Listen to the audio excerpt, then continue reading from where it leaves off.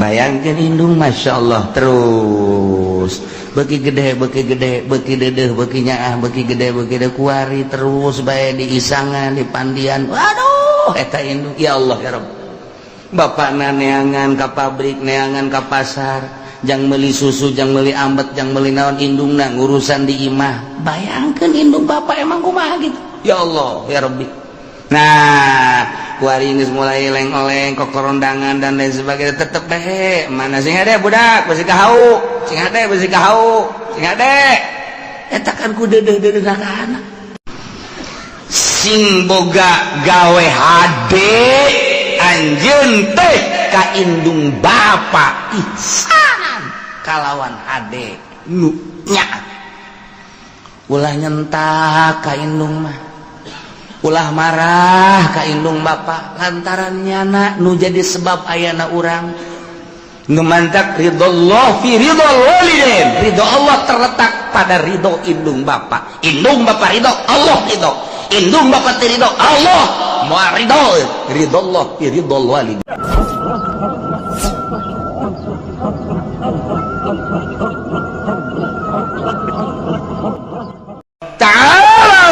kadar ieu cek Kanjeng Nabi hei kafir kadar ieu seakan-akan nanya kapan eta kafir teh mah deuk naraon ieu kami kadinya teh dipanggil oh nu mantak dipanggil teh atslu ma harrama rabbukum alaikum kaula bakal nyebutan macakeun hukum-hukum anu diharamkeun ku pangeran aranjeun kabeh maneh teh ngomong nang di pangeran yo aya hukum keputusan ti pangeran ieu nu bakal dicaritakeun ieu dengekeun aya sabaraha Ahmad aya 9 bakalna 5 jelas nu 4 samar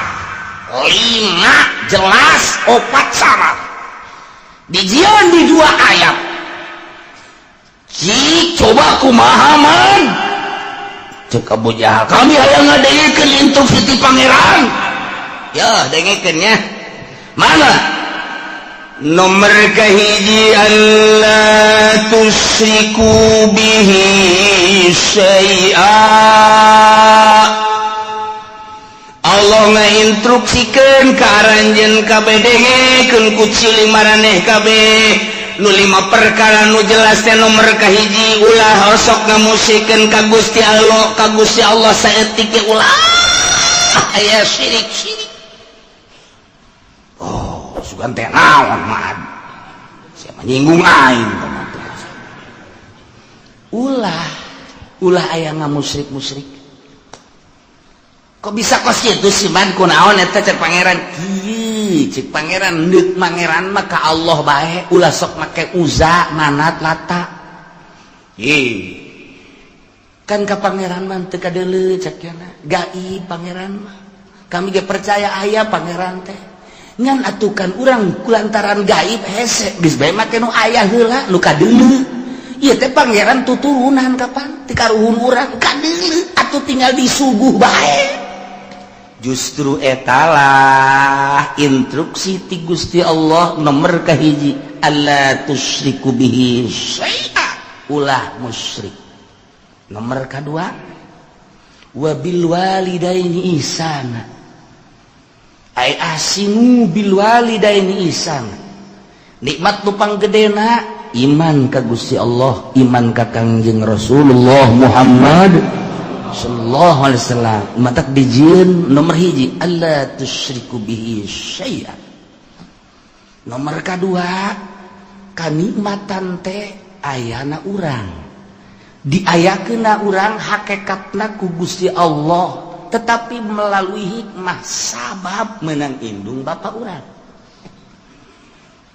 bayangkeun ku otak urang coba cek Kanjeng Nabi urang ti eueuh aya menang hikmah bapak urang totoker tengah peuting nandean indung paparahuannya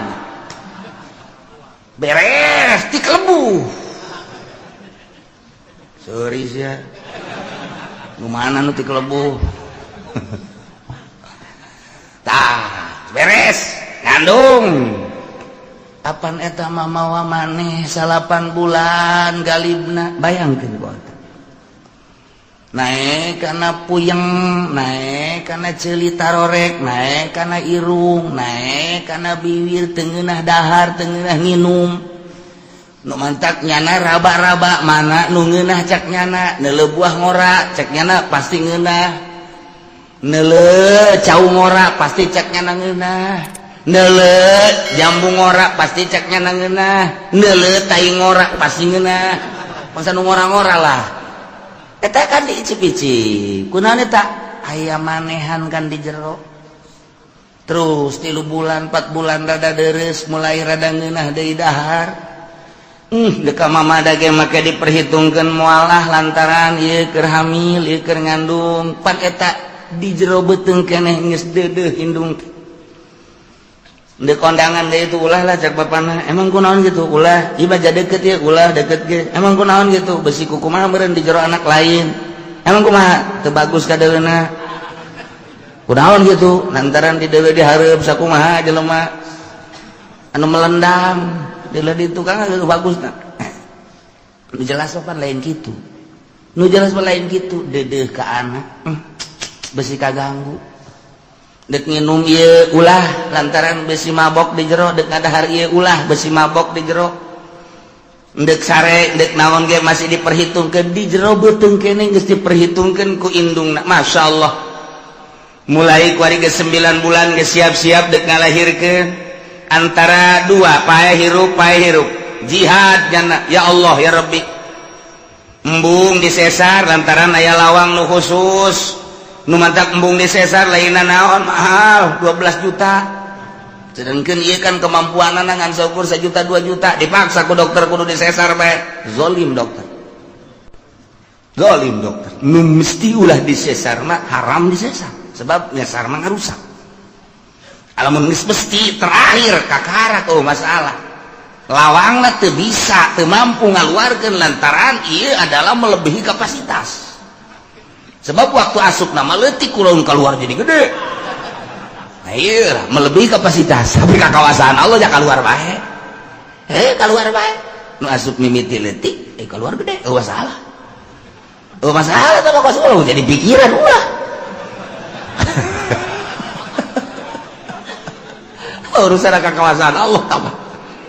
warinya ngabeten ngahejeun borosot alhamdulillah anak aya langsung kunyana dipandian kumaha dukun dan semedi susuan teu meunang aya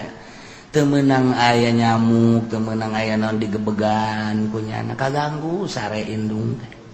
pikir ku otak coba aduh langsung nyusu meunang sababaraha peuting mah 2 nu nyusuna seuris ya mah heran aing mah nu hiji orok nu kumisan tah mah Pak eta masyaallah nu pamalingan si euneun teh ya cek pamalingan budak eta mah nu nyusu kumisan orok na bae kumisan komo bapana budak bayangkeun indung masyaallah terus beki gede beki dedeh beki nyaah beki gede kuari terus bae diisangan dipandian waduh eta indung ya Allah ya Rabb bapana neangan ka pabrik neangan ka pasar jang meuli susu jang meuli ambet jang meuli naon indungna ngurusan di imah bayangkeun indung bapak emang kumaha gitu ya Allah ya Rabbi nah kuari geus mulai leng-leng kokorondangan dan lain sebagainya tetep bae mana sing ade budak besi kahau sing ade eta kan ku deudeuh-deudeuh ka anak sing ade konsian emang kunaon ditu di tukang empang pan kayak ngajebur ka empang deui kajenting bapana ka empang asa ulah budak tolol teh indungna deui ngomong emang kunaon gitu bongan nah pasti aya nanaon ye pasti aya nanaon ye sekali dia coba ngomong dah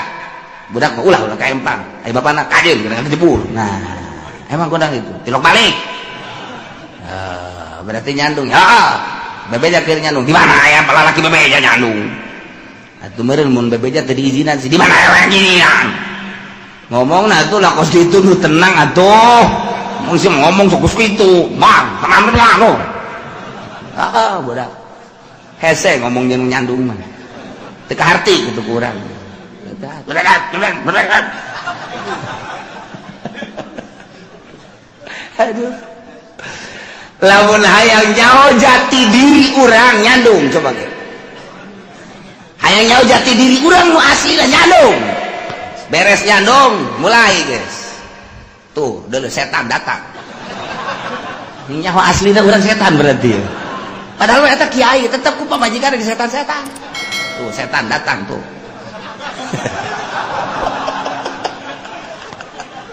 eta nyaho aslina urang cangkilan kiai di setan-setan ku pamajikan atuh komo tukang karung mah bae juri geledegan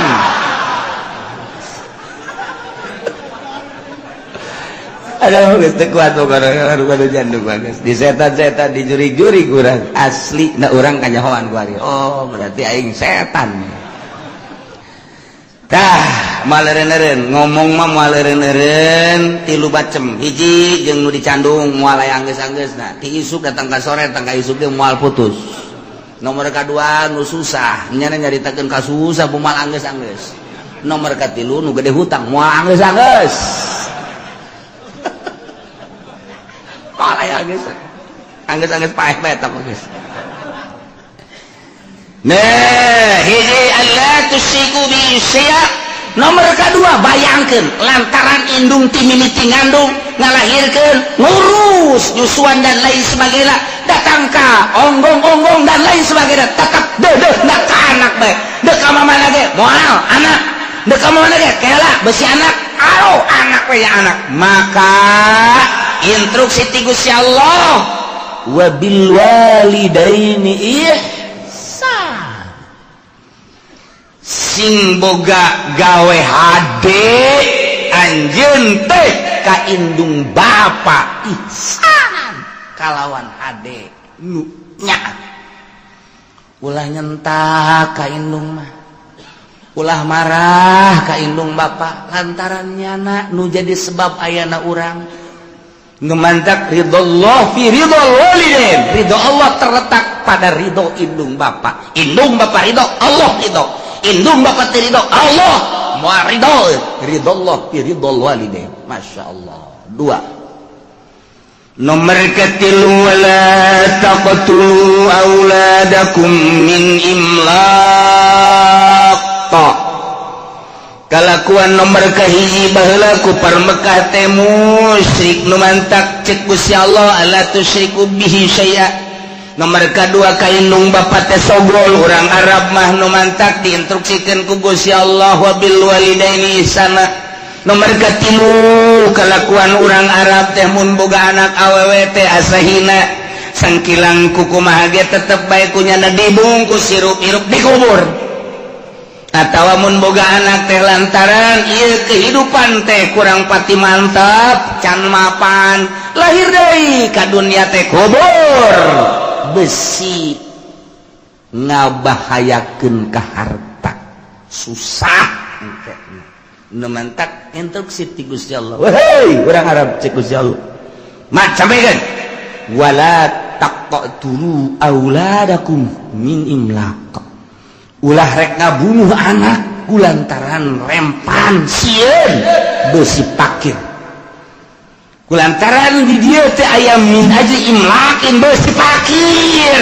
lain ngabunuh langsung dikubur bae kumaha kuari lamun dikuburkeun beusi pakir sarua bae membunuh ngaran atawa kuari mah azlu bae azlu di azlu teh artina begitu dek keluar cairan dicabut besi anakan emang kurang gitu lah can mapan dia besi pakir sarua jeung ngabunuh azlu eta nomor katilu ditahan ulah kena boga anak cukup 2 saja masuk kabeh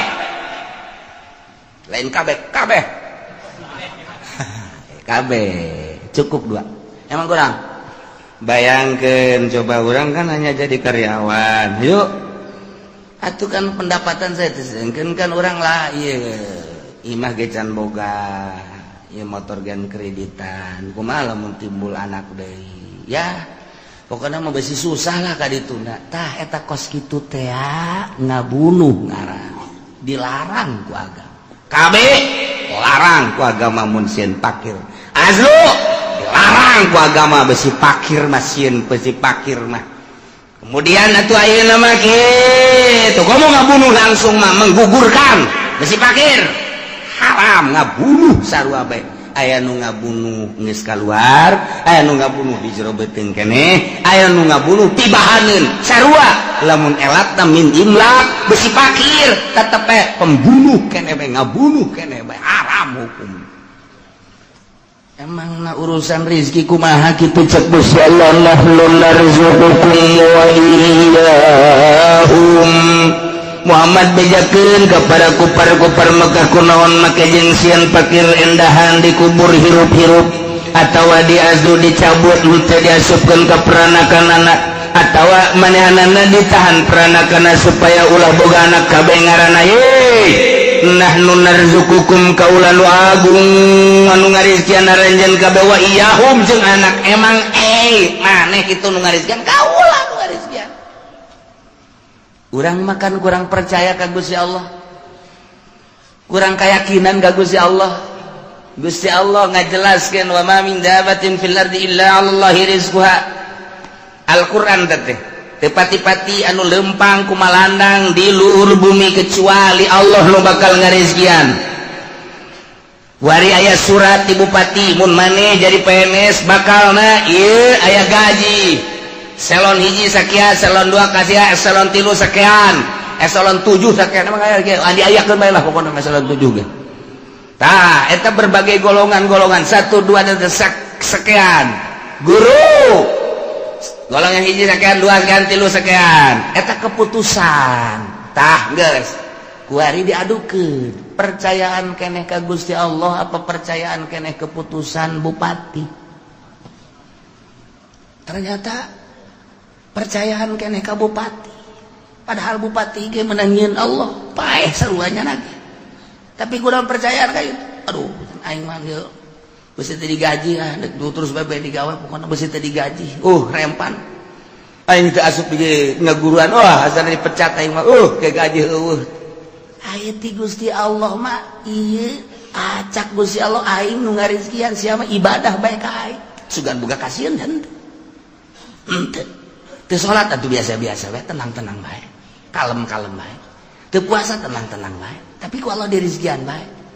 tah ieu urang mah percayaan keneh ka makhluk dibandingkeun jeung ka Allah ngumantak ipis jasa iman entek terus aya pendidikan tasawuf maksudna supaya keyakinan ka Allah teh mantep dididiklah supaya bergeser keyakinan teh ka Allah setik supaya pol ka Gusti Allah. Engkena boga pol ka Gusti ini berbagai bab ieu keur bab rezeki bae polkeun ka Gusti Allah. Mandak lamun geus bisa pol ka Gusti Allah ti eueuh ka aya nang Allah. Kuari aya diurus ku Allah. Rezeki teh ya geus ditulis memeh urang lahir geus maksum berarti kan geus aya bagianana nu bakal ka urang moal bisa ku batur nu ka batur moal bisa ku urang andai kata ku kumpulan sadunya dek meunangkeun nu lain urang moal bisa nu lain jatah urang kumpulkeun jelema sadunya supaya ka urang moal bisa nu bakal lain ka urang tarik ka urang moal bisa nu bakal ka urang tahanan ku sadunya moal bisa datang bae tah supaya keyakinan kos kitu abe mantap ibadah ka Gusti Allah iyalah tasawuf ngaranna mulai urang boga keyakinan ka Gusti Allah geus aing mah dagang moal tani moal geus deka Allah bae aya teu masalah aya sesuai mah jeung kelas teu masalah ngan aya teu sesuai jeung kelas ulah cek pamajikanana ka pan teu ka warung lah ka Allah bae pasrah ngojek atuh ka ngojek ge sarua teu kurang pasrah ka Allah pasrah we ka Allah capoe dua poe kak urang teu dahar geus kumaha Allah bae kieu bae tuh ka ai geus kos kieu urusanana kakak-kakak tuh ka Allah kula mah deuk balik itu ulah balik bah mangkudan atuh ai butuh pangkasia tuh ai aing dibutuhkeun cek nyana ai di paraban teu eta ai paraban urusan Allah ai butuh urusan aing ai puyeng cek nyana ieu kakak eta kudu ngaji deuk nasaub deuk norekat kudu ngaji lamun teu ngaji cilaka aya pendidikan khusus supaya mantep keyakinan. Urang mun nyaritakeun keyakinan loba macam-macam. Ieu mah carita nu luhur. Abu Yazid al-Bistami lepas kutubul aulia ngan memehna nyana zuhud. Geus jadi raja zuhud. Kapanggihlah jeung Ma'rufil Qurhi. Assalamualaikum. Salam. Hai maneh datang ke mana kazuhudan maneh cek Ma'rufil Qurhi cek Abu Yazid kieu ulama zuhud teh coba tanpa ayat terbersit di hati ngahayang-hayang boh usaha boh tani terhadap dunia bagus aya bae di dahar eueuh bae sobar eta kitu kula mah sakitu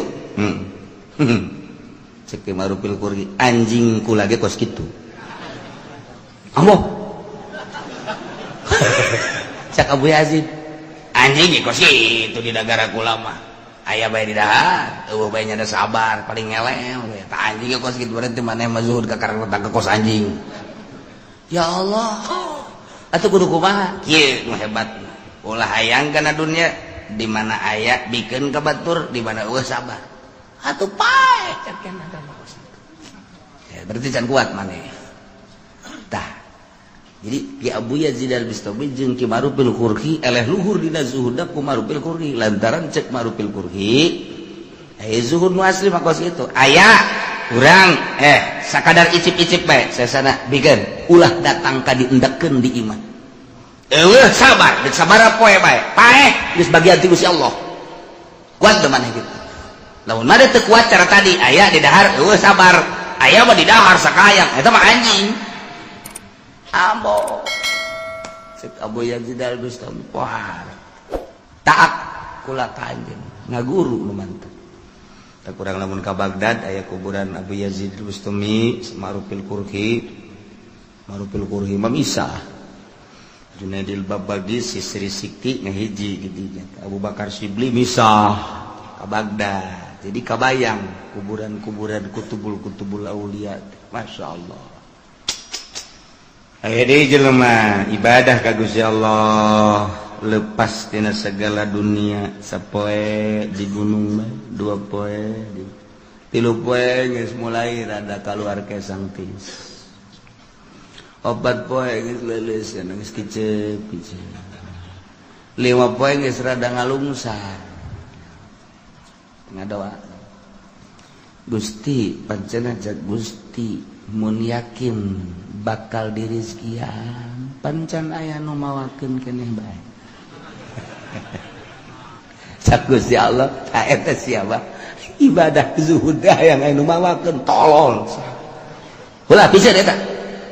piceun teu geus anu mawakeun mulai ka 7 poe geus leuleus jasa ngadoa deui usia abdi mah teu yang dibawakeun ku malu kaengge dibere langsung bae ku Gusti cek ya mun sangu-sangu mun roti-roti langsung di Gusti ulah make makhluk enggak saya ngadoa kadalapan teh can aya keneh pandang telat amat cenah kaburu pae hasan aya Gusti ka 9 poe ngadoa bari ngedeng Gusti iya ka makhluk mah dengan ka Gusti mah pandang nyantel terus ieu mah geus teu daya teu upaya ieu mah abdi mah ieu asana sapoe ieu ku Gusti teu dikiriman abdi mah paeh tapi kumaha Gusti bae endahan kieu ilhamna ti Gusti tek rizki maneh poe ieu aya ngan maneh kudu ka kota leupangna geus teu kuat dele kumaneh luhur di dele tuh geus dibukakeun kasap berarti di dele di Lauhil Mahfuz bener rizkina aya di kota bakal nu mere ngan nyana kudu ka kota lain ti kamari ada aya keneh tanaga cek itu kuatnya saya kulantaran tulisan ada di kota ya nyana ngorandang ke kota ngorandang ke kota datang oge ka kota sejuk di kota dia bener teu kebal teh aya nu mere sangu sapiring cai na sagelas gegeran di inum di dahar itu seger alhamdulillah ngadoa Gusti pan Gusti mah maha kawasa atuh endek kadatangkeun rezeki mantak naon di gunung di leuweung kudu abdi ka kota capek ih make kudu ka kota keneh bae haju eta make leungeun manusia tah abdi nu teu resep nama hayang langsung ti Gusti gedebug kitu tah mun roti-roti bug ka handap emang pikiran urang ge kos karar itu eta pikiran urang teh majar urang mah ibadah teh kos kitu cek Gusti Allah di mana encan wajar jadi wali aing ku ari mah ulah wakazuzuhudan kaleuweung cek ngana maning mondok heula bae santren tangan kiai can kailmuan ku sia ilhamna maksudna kos kitu teh ulah waka kholwa ka gunung kaleuweung lantaran ilmu kurang moal saimbang ke lain jadi wali mikung sia ayeuna neangan heula guru neangan nyana guru kebenaran eta lah di antara dua Bu Yazid Al-Bistami Syekh Ma'rufil Qurhi jadi ngaguru deui tah teu bisa nu bodoh mah di bawah zuhud teh teu bisa nu bodoh mah pan ari anu pinter mah rezeki mah geus dibagi kekilitrikan mah kekilitrikan bae tetep jatuh ai lain encan wayah mah tetep teu bisa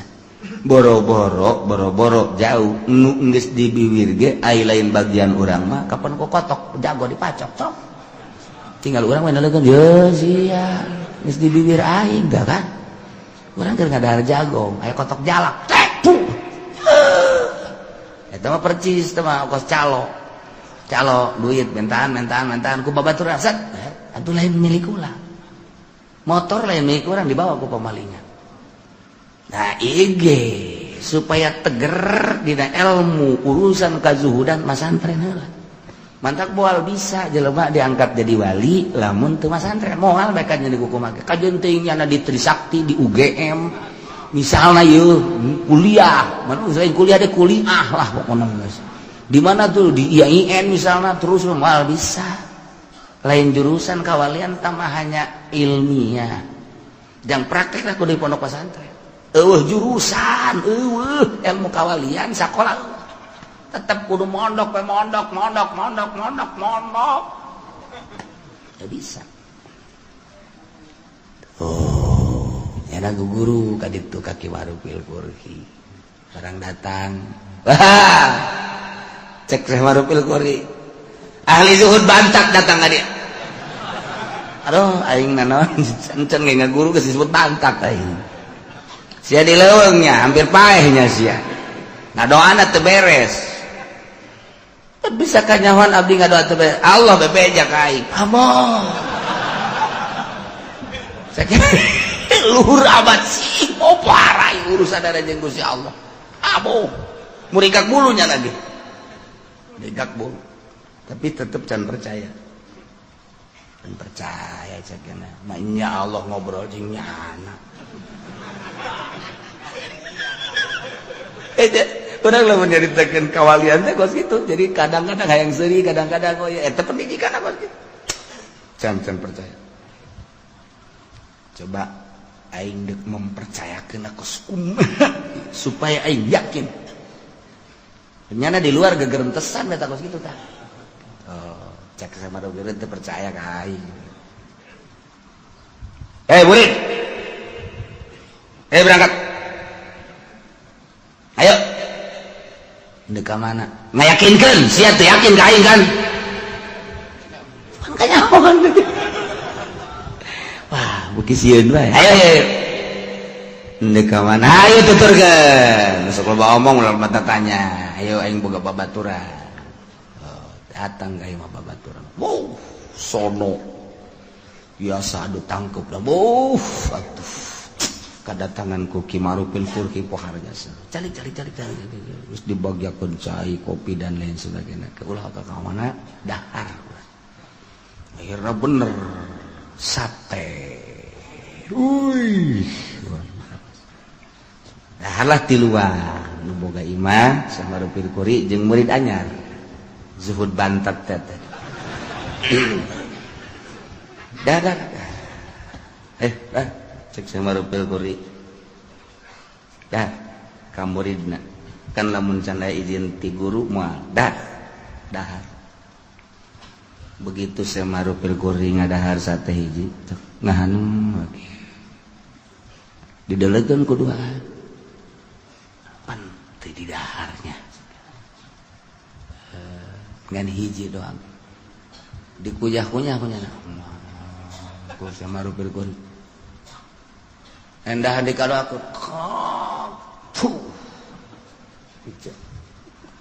ke sekolah pada pamit baik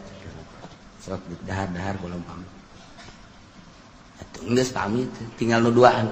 urang cenah ieu ngadahar sate sakilobana itu teu ngadahar urang ngadahar dilojokeun ieu pan teu beres sih berarti sate teu beres ya kajian kumaha ge sebab Syekh Marupil Kurhi mah lamun beres mah sok dahar bae coba urang tes datanglah ke tukang sate. Waalaikumsalam. Ieu sate kan geus dibayar. Oh masalah sakieu teh. Medan nang di mana?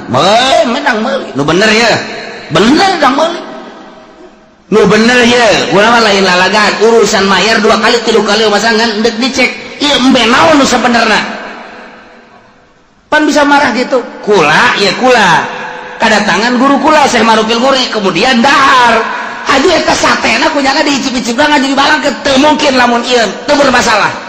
Masya Allah. Hampura cenah kula can tukang sate. Emang kurang gitu. Embe paeh ku kula di sate.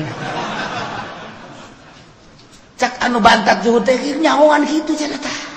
Guru urang embe paeh teh embe nu teu dipencit di sate ku kanyahoan. Pan urang mah eta mun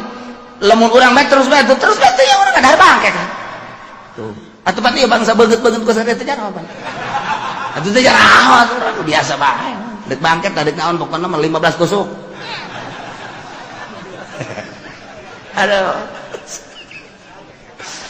Aduh, atuh Bambang teh kudu kitu ka tukang sate teh hampura geus pokona mah jadi kulah yang gede untung aya embe paeh anyar kanyahoan lah geus bisa teh bae. Guguran datang ka Syekh Marupil. Waalaikumsalam. Dek nyaritakeun embe paehnya. Cuman geus cahudi bae. Tah cak muridna teh, cak muridna. Mama, geus kula yakin ka mama. Yakin jasa geus kula bakal ngaguru jasa deuk ngaguru lantaran geus yakin jasa ngan ieu bae. Eta nu ngabejaan sa Allah. Maksudna nu ngabejaan Allah teh kumaha? Aya atuh mah aing mah ngobrol terus jeung Allah. Oyang cenah aing. Kos itulah kutubul aulia lu bantak geus hese jaritakeun ada nyana komunikasi terus bae jeung Allah mun nginum sangat dibejaan ku Allah dahar dibejaan ku Allah antara halal jeung haram menang ti mana dan lain sebagainya mentak sok aya ngahuleng bae dek dahar ge kieu bae engke beusi di lembur urang aya ngahuleng kieu tah bawa ka grogol eta edan anyar eta ayo sekelumit nyaritakeun tentang wali Allah pohara jasa. Nu bodoh masa dek dijadikeun wali bodoh. Mentek mun hayang urang diangkat boga derajat tetep kudu masantren. Teu bisa tuh masantren. Cenah masantren modern,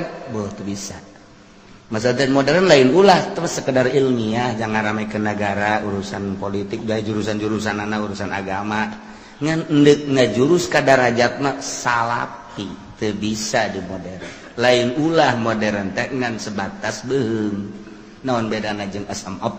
jeung asam a jeung asad daun bedana sarua tah mah ngan beda ngaran dong sanawiyah eta doang bedana sakit sarua jang derajat teh tetep ngantren ieu besi sing hade di lembur-lembur urang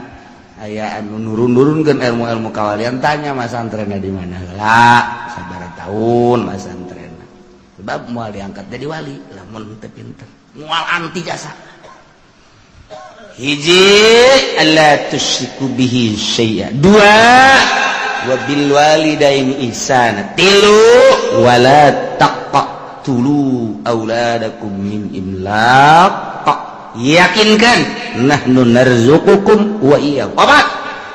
wala taqrabul fawahisha ulah sok deketan bangsa fawahis kabair zina deket bae ulah komo zina nginayahan kana cacak deket ulah teu komo zinahna kitu keneh pemabokan kitu keneh perjudian mazhar min hawa ma baton tegasna nu lahir nu ebreh wa ma baton jeung nu samar ari karena Allah mah pasti bae sih pan aya nu kieu ye jelema teh anu kieu aya anu wani nonton orkes teater lamun eueuh sasaha lamun aya sasaha mampu aya nu kos kitu aya nu wani aya saha eueuh saha wani bae waduh eta mah geus mempersiapkeun diri ka neraka tah jelas ieu mah dideuleuh lah nya ka anu eueuh teh we anu eueuh teh oh aya moal emang bener loba nu wau ih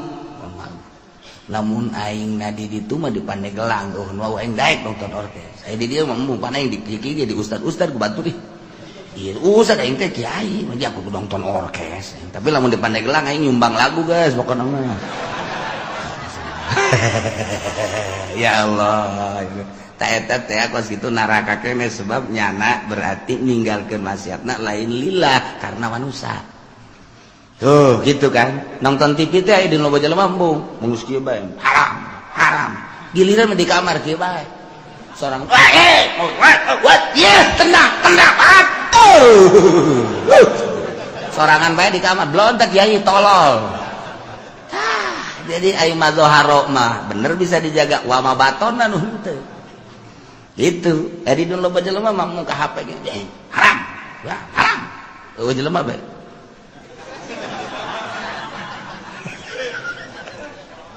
eta loba teh kiai nu geus kitu loba teh kiai loba aya bangsa pengusaha mah geus teu kudu kikituan mah geus ngajebur tah teh heula ieu mah kiai aya di loba jelema aya murid mung tapi sorangan boh ta eta henteu wa mabaton mazhar berkurang lillah berarti mun kadeuleu ku masyarakat nya ngajaga mun sorangan mah henteu tah eta cilaka tah bakos kitu ieu mah wala taqrabul fawahisha ma dhahara minha wa ma batan nu ebre nu samar ditinggalkeun ku nyana lantaran sieuna lain ka makhluk lain ka manusia Allah berarti keur lobaan keur sorangan akur bae nu dipake ka sieuna Allah sedangkan Allah mah neulekeun teu neulekeun godim Allah mah sugan aya nundutan wala takhuduhu sinatu wala nah teu pernah sare Allah teu pernah nundutan acan urang di bos mah bisa nah bos keur nundutannya jelak bae tuh guru keur deuleukeun nya aya ngarokok bae ngaji los masalah teu kadeuleuh cek kana teh teh eta mah lain ka Allah kan kos kitu mah ka guru ka bos itu mah teu ikhlas kalima wala taqtulun nafsallati haramallahu illa bil haqq ulah rek bunuh maneh kawak-kawakan sebab baheula di Arab mah teu meunang salah saeutik cekal bunuh kumaha kahayangnya bae ngaganggu ka nyana bolo nyawa teh murah baheula mantak instruksi ti Gusti Allah aturan ti Gusti Allah ieu nu liba nu jelas terakhir wala taqtulun nafsa ulah rek bunuh awak-awakan allati haramallah nu ku Allah diharamkeun illa bila kecuali mangga model kumaha ngabunuh deui qawad garana atawa murtad nyana kafir ba'dal iman murtad bunuh mun di negara Islam ku ari nu murtad bunuh mana deui rajul muhson tak iya ya kudu diranjam jelema zina sabada muhson zina ba'dal muhson ieu ge bunuh sarua bae masyaallah nyana nikah biasa halal kemudian sanggeusna merasakan nikmah ngarasakeun kitu ngaranna jima hasil halal wari zina jeung nu sejen eta teh wajib dirajam paehan eta mah hak masalah teh menukos kitu ya na inul limadzalikum wasaqum bihi la'allakum taqilun zalikum tayyinu lima tadi nulis diceritakan wasakum eta Allah marentah ka aranjeun kabeh la'allakum taqilun supaya aranjeun kabeh berpikir awas nu lima ieu alla tusiku bihi syai'a nomor kedua wabil walidaini ihsana nomor katilu wala taqtulu auladakum min imlaq nomor kaopat wala taqrabul fawahisha ma dhahara minha wa ma batan nomor kalima wala taqtulun nafsal lati haramallahu illa bil haqq nah ieulah nu kudu diperhatikeun bener-bener lantaran ieu nu keur kumalandang di Mekah saat eta nu dilaksanakeun ku kaum-kaum kufar la'allakum taqilun coba berpikir nu lima jelas nu opat ieu mah nu make perjalanan khofi mana wala taqrabu malal yatim wallahu a'lam bissawab